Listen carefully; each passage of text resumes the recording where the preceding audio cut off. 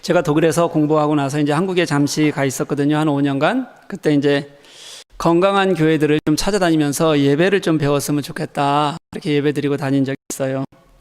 다녀보면 이제 교회들 중에서 이제 주일 예배 후에 식사를 제공하는 교회들이 같이 나누는 공동체들이 좀 있습니다.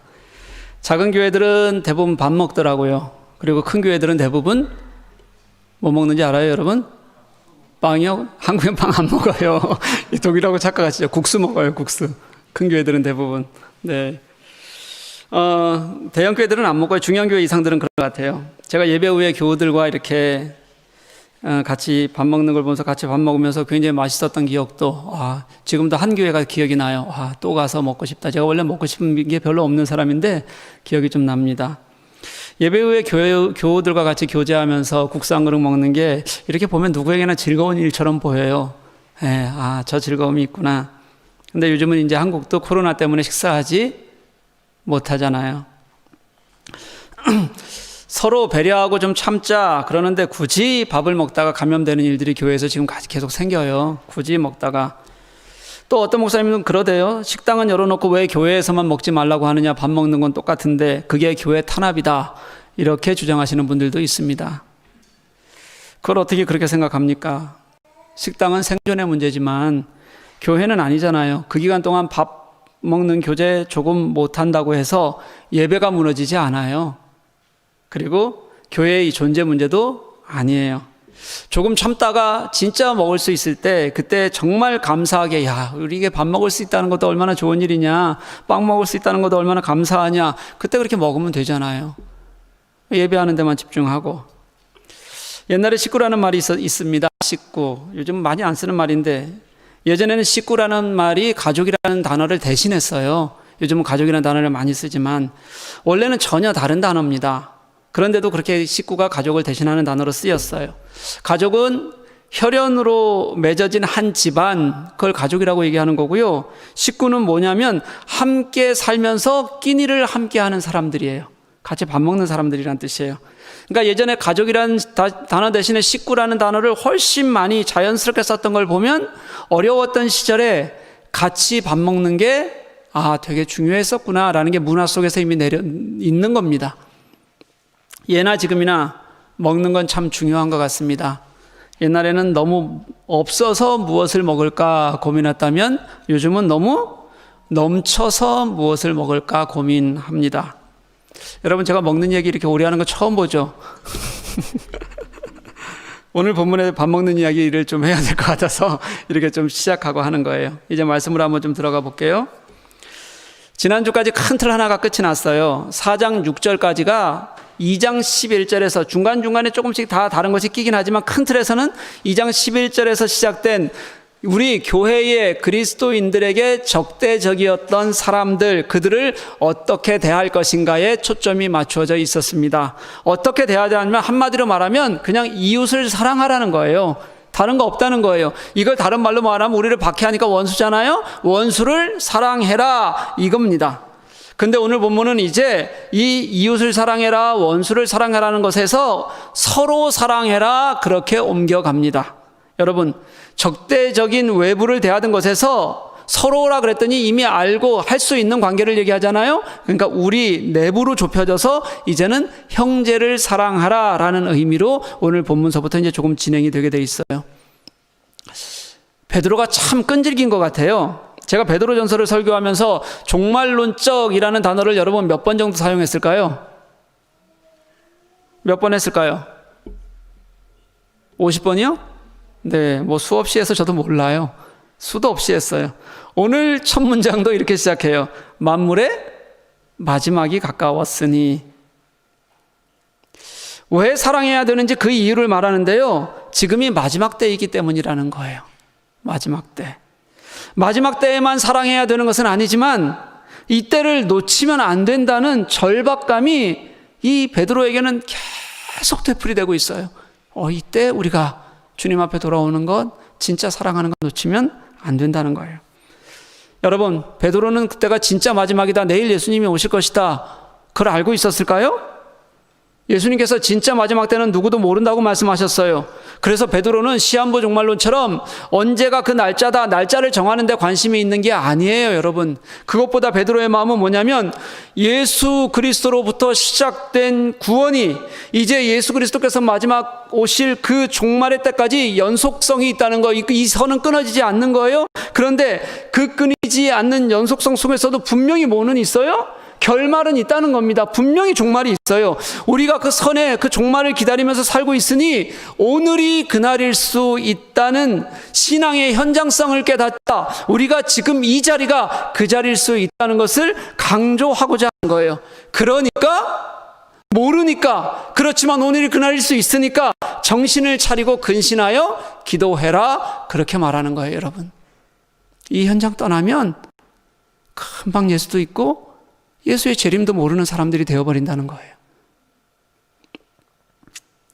정신을 차리고 깨어 기도하는 거, 베드로가 이 말을 할 때 저는 그렇게 생각해요. 아마 겟세마네 동산에서의 예수님의 간절한 부탁이 베드로는 생각났을 겁니다.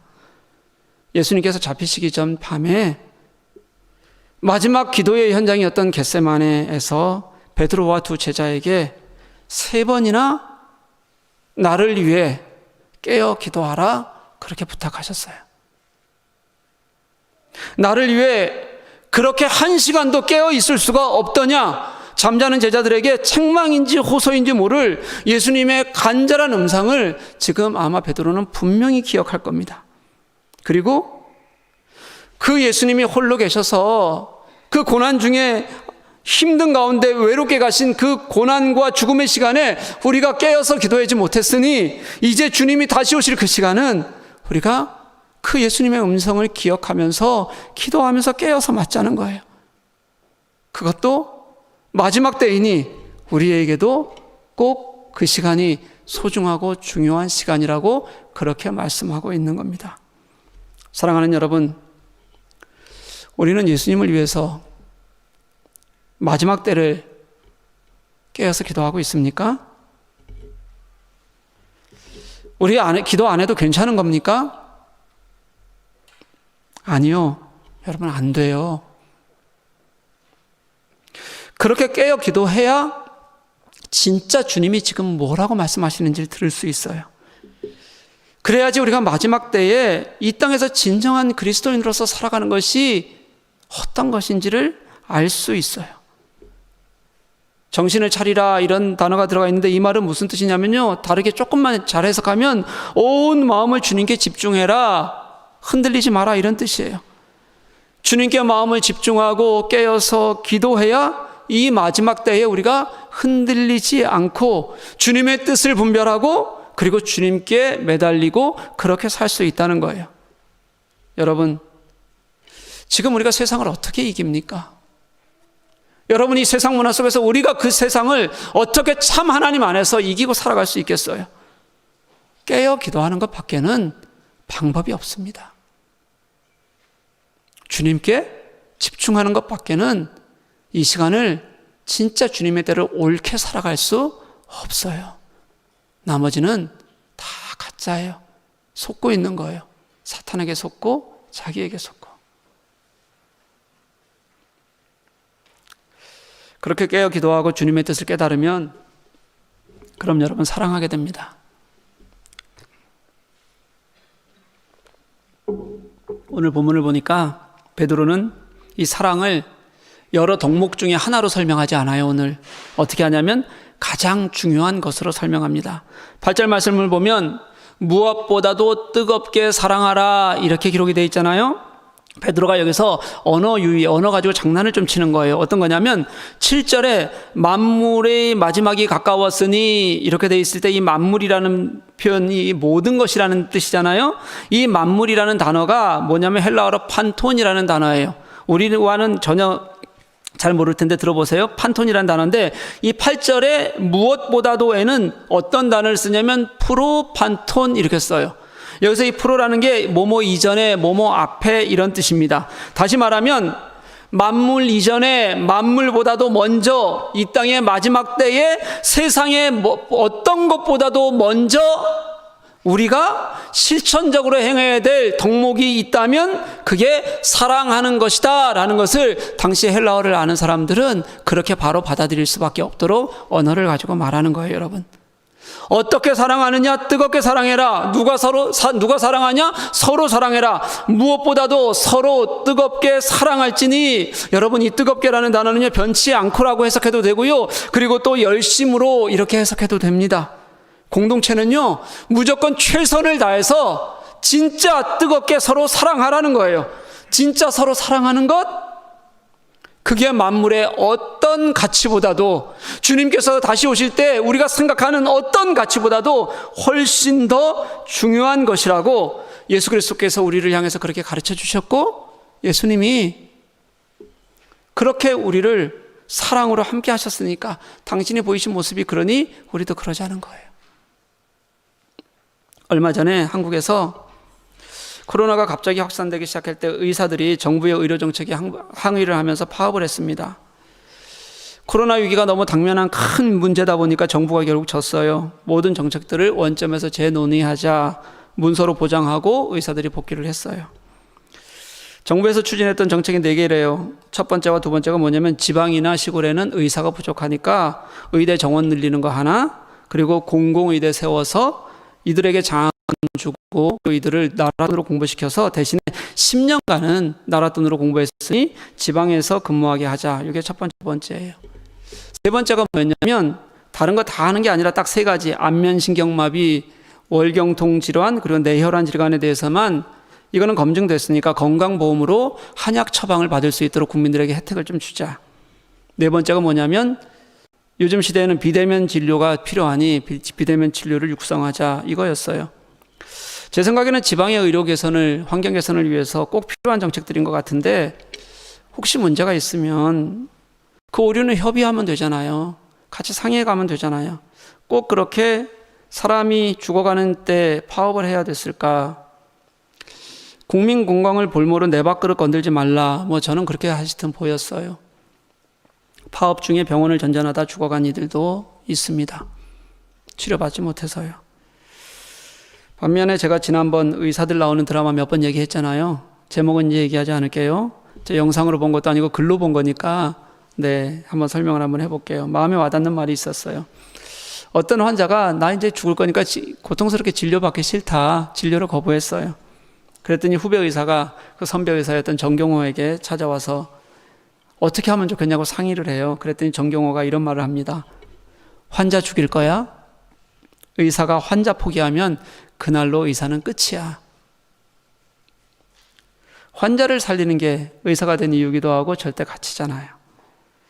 여러분, 교회의 가치가 어디에 있습니까? 교회가 무엇하는 곳이어야 합니까? 교회는 예배하는 곳이어야 하고요, 사랑하는 곳이어야 합니다. 교회는 서로 뜨겁게 사랑하는 곳이어야 예수 그리스도가 죽으신 가치가 드러나게 돼 있어요. 한두 사람만 그런 것이 아니라 진심으로 서로 누구나 그렇게 사랑할 수 있어야 합니다. 제가 예전에 아주 어렸을 때 부르던 찬양 중에 이런 가사가 있어요. 사랑을 줄 수 없을 만큼 가난한 자도 없고요, 사랑을 받지 않아도 될 만큼 부요한 자도 없어요. 누구나 사랑할 수 있고요, 누구나 사랑받아야 합니다. 교회에서요. 서로 사랑해야 교회입니다. 서로 뜨겁게 사랑해야 예수 그리스도께서 머리 되신 교회라고 분명하게 말할 수 있습니다. 사랑하지 않으면 예수께서 머리 되신 것 아닙니다. 여러분, 사랑은요, 쉽게 포기되지 않아야 그래야 사랑이라 그런데요, 어떤 시험이 왔을 때 어떤 작은 환경 때문에 무너지면 그건 사랑이 아니래요. 그래서 아마 뜨겁게 사랑하라고 그렇게 오늘 말씀에 적어놨는지도 모르겠어요. 누가 부모의 사랑에 대해서 이런 말을 했대요. 걸음마 하는 아이는 부모의 발을 밟고 서고 10대 자녀는 부모의 마음을 밟고 선다. 부모들이라면 아마 다 공감하실 겁니다. 제가 나이 50이 넘어서야 자녀를 사랑하는 게 이런 거구나, 이제야 조금 알겠어요. 그래서 그 이전 어머니께서 저를 사랑하셨던 마음이 어떤 것인지를 이제야 좀 제가 알겠습니다. 잘 몰랐는데요, 어머니의 사랑에는 분명히 늘 뜨거움이 있어요. 저도 잘 몰랐는데요, 내가 자녀를 사랑하는 마음에도 분명히 뜨거움이 있다는 걸 깨닫게 돼요, 요즘. 여러분, 교회도 저는 똑같이 그렇게 사랑해야 된다고 생각해요. 그게 주님께서 우리들에게 가르쳐 주시는 가치입니다. 그래서 예수님의 마음으로 사랑하면 죄마저도 우리는 이길 수 있게 돼요. 사랑은 허다한 죄를 덮느니라. 사랑으로 죄를 덮어주라는 말이 아니고요, 사랑하면 나의 죄가 용서된다는 뜻도 아닙니다. 사랑하면요, 뜨겁게 사랑하면 자연스럽게 내가 예수 그리스도의 사랑을 알고 그렇게 교회에서 사랑했더니 우리가 죄로부터 멀어지는 삶을 살게 된다는 뜻이에요. 예수께서 당신의 사랑으로 우리의 죄를 다 용서하셨듯이 주님의 진실한 사랑을 알면 죄마저도 멀리하게 되는 은혜가 우리 교회에, 우리 그리스도인들에게 넘치게 된다는 뜻입니다. 그러니 사랑하는 여러분, 서로 뜨겁게 사랑하십시오. 왜요? 주님이 우리를 그렇게 사랑하셨기 때문이에요. 우리를 만드시고 단 한 번도 우리를 포기하지 않으셨던 그 하나님의 사랑이 얼마나 뜨거웠는가를 우리에게 보여주신 사건이 십자가예요. 한 번도 포기하지 않으신 당신의 사랑을 확증해 보이신 거예요. 그러니 그 어떤 것보다 먼저 뜨겁게 사랑하는 것, 여러분 교회가 마땅하지 않겠습니까? 그게 교회예요.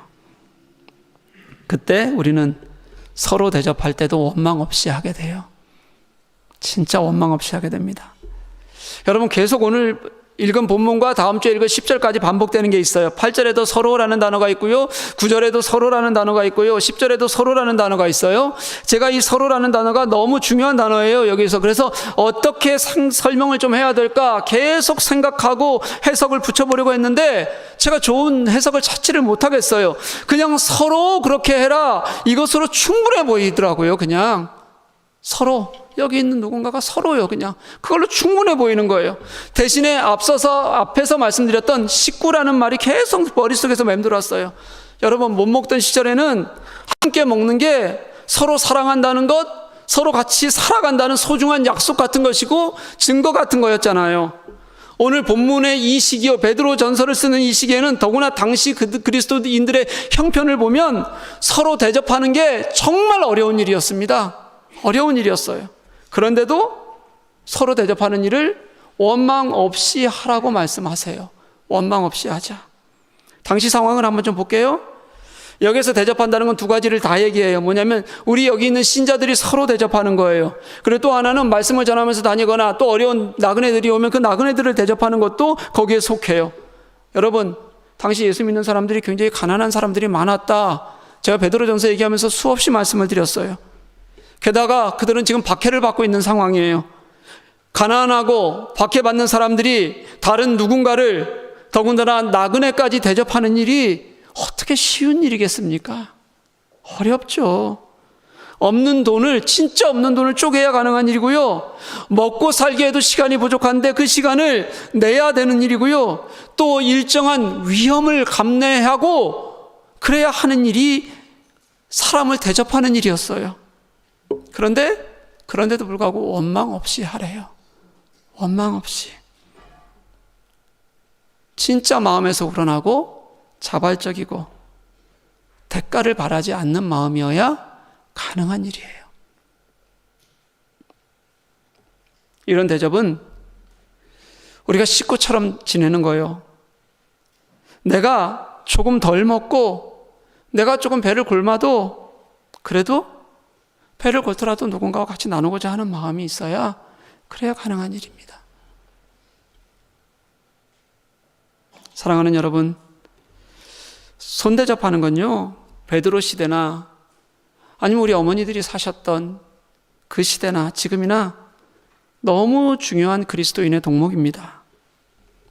그런데 시간이 갈수록 우리 그리스도인 가정의 문들이 닫혀버렸어요. 우리는 먹거리가 풍부한 나라에 살고 있으니 안 그래도 괜찮다 이렇게 말하는 사람들이 있어요. 그런데 여러분 반대로 한번 생각해 볼까요? 그렇게 문이 닫혀 있다 보니까 외로운 시대가 됐어요. 많은 사람들이 홀로 살아가는 시대가 됐어요. 누군가에게 말하지 못하고 혼자 아파하는 사람들이 있어요. 그래서 여러분 더 누군가를 방문하고 위로하고 나누는 일이 사실은 훨씬 더 필요한 그런 시대가 되었다고 저는 그렇게 믿어요. 그게 다 손대접이에요. 아무런 대가를 바라지 않고 사랑하는 마음으로 우리가 매일같이 밥을 같이 먹을 수는 없으니 어떻게든 내가 그 섬김의 손길이 되어보겠다. 원망 없이 내가 그 즐거움에 즐겁게 참여하겠다. 이게 그리스도인들의 마음이어야 돼요. 그때 우리가 지난주에 말씀 나누었던 것처럼 마지막 때에 주님께서 우리를 심판대 앞에 세우시며 이렇게 말씀하실 겁니다. 내가 줄일 때에 너희가 먹을 것을 주었고 내가 목마를 때에 너희가 마시게 하였고 내가 나그네 되었을 때 너희가 영접하였고.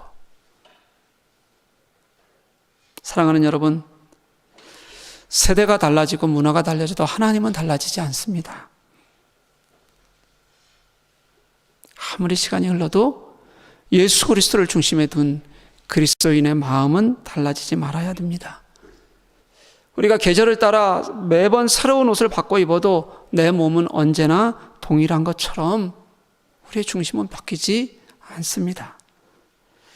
제가 말씀을 준비하면서 세상이 너무 각박해져서 이제는 부모 자식 외에는 누구도 식구로 여기지 못하는 시대를 살고 있다는 생각이 너무 마음이 아팠습니다. 세상이 변해간다고 예수님의 마음마저 잃어버리고서도 괜찮다고 그렇게 우리를 합리화하는 우리가 너무 안타까워졌어요. 눈앞의 것에 매여서 하나님이 주신 공동체 전부를 보지 못하는 우리가 여러분 불쌍히 여겨졌어요. 사랑하는 교회 여러분, 큰 그림은 멀리서 보아야 제대로 보인다고 해요. 가까이서 큰 그림을 제대로 감상할 수 있는 방법은 없답니다. 왜냐하면 가까이 가면 눈앞에 보이는 것이 전부고 그게 너무 터치가 좋다, 너무 이쁘다, 그거 하나가 전부인 것처럼 그렇게 느껴지기 때문에 그렇습니다. 큰 그림일수록 붓터지 하나보다는 구조와 환경이 그 겉에 무엇을 품고 있는지가 훨씬 중요하다 그래요, 여러분. 우리는 시간이 지났다고, 환경이 달라졌다고, 지금 내가 너무 중요하고 소중하다고 예수 그리스도의 구속사의 큰 그림을, 주님께서 하신 일을, 그 은혜를 은혜로 보지 못하고 살아가고 있는 것은 아닐까? 여러분, 우리가 같이 한번 돌아보았으면 좋겠어요. 그래서 눈앞에서만 내 것에만 매달리지 않고 정말 몇 발 뒤로 물러서서 넉넉히 보이는 곳에서 주님의 구속사의 그림에서 주님이 내게 하신 일을 내가 감격하면서 볼 줄 알고요. 그때 그 주님의 복음이 전해지던 때의 순교와 눈물과 헌신과 간절한 마음을 우리가 볼 수 있고요. 그리고 나서 지금 나와 우리 공동체를 우리가 볼 수 있으면, 함께 보면, 그러면 여러분 분명히 보일 겁니다. 왜 우리가 사랑해야 되는지, 우리가 왜 원망하지 않고 서로 섬겨야 하는지 주님께서 우리들에게 보여주실 거예요. 사도 베드로가 왜 지금 계속해서 우리들에게 시간이 없다, 마지막 때다, 그러니 우리가 지금 이 시간을 살자고 간절하게 말하는지 분명히 보일 겁니다. 그 그림 안에 멀리서 보면 우리를 안타깝게 보시는 간절한 예수 그리스도의 얼굴이 보일 것이기 때문에 그래요. 겟세마네 동산에서 나를 위해서 기도해달라고 그렇게 말씀하셨던 예수님이 여전히 홀로 그 자리에서 기도하고 계시는 예수님이 보일 것이기 때문에 그래요. 십자가를 향해서 골고다 언덕을 오르시는데 수많은 조롱과 고난과 아픔 속에서도 여전히 그 은혜를 같이 누리는 저와 여러분의 길을 주님의 이름으로 간절히 축복합니다. 우리 함께 찬양하실게요.